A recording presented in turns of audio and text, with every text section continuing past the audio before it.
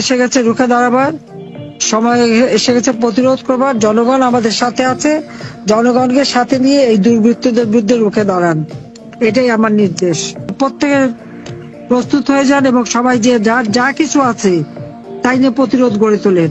শত্রুর মোকাবেলা করতে হবে। এরা দেশের শত্রু, জাতির শত্রু, জনগণের শত্রু, গণশত্রু। এই গণশত্রুদের হাত থেকে দেশ রক্ষা করার জন্য যার যা কিছু আছে তাই নিয়ে প্রস্তুত হয়ে আপনারা নামেন, এটা আমার আহ্বান।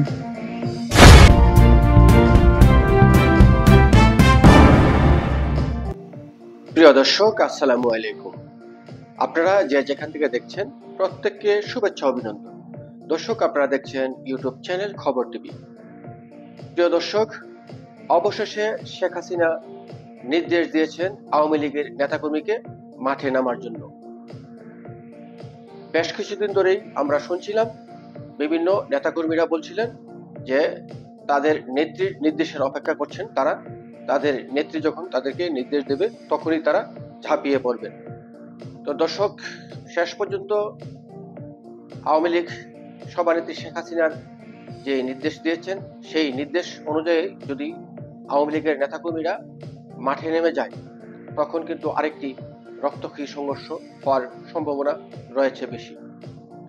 তবে আপনারা জানেন, গতকালকে গাজীপুরের ঘটনাকে কেন্দ্র করে ডেভিল হার্ট নামে যৌথ বাহিনীর এখন কার্যক্রম পরিচালনা করছে, সেটি গাজীপুর থেকে শুরু হয়েছে।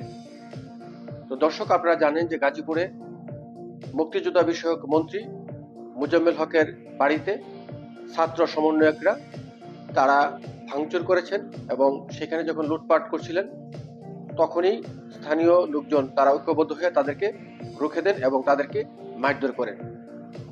এই ঘটনাকে কেন্দ্র করে নাগরিক কমিটির তারা গাজীপুরে তারা একটি সভা ডাকেন।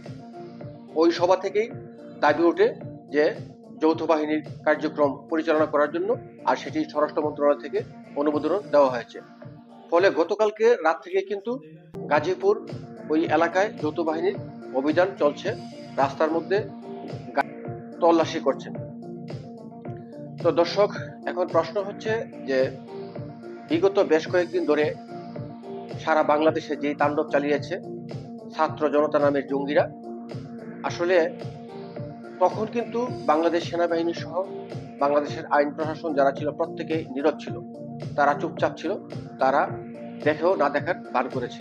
আপনারা দেখেছেন ধানমন্ডি 32-এ যখন বঙ্গবন্ধুর বাড়ি ভাঙচুর করা হয়, সুধাসদন শেখ হাসিনার বাড়ি সুধাসদন যখন ভাঙচুর করা হয় তখন কিন্তু আমাদের যৌথ বাহিনীরা তারা কিন্তু একেবারেই চুপ ছিলেন এবং নীরব ছিলেন। হঠাৎ করেই যখন গাজীপুরের ঘটনা ঘটে তখনই কিন্তু এখন যৌথ বাহিনী মাঠে নেমে গেছে। তাহলে কি আমরা বলবো ছাত্র সমন্বয়ক জনতার নামে যেই নাটক, তাদেরকে ডাকাতি করতে না দেওয়ায়, তাদেরকে আওয়ামী লীগের সম্পদ লুটপাট করতে না দেওয়ায় কি এই অভিযান শুরু করেছেন কিনা?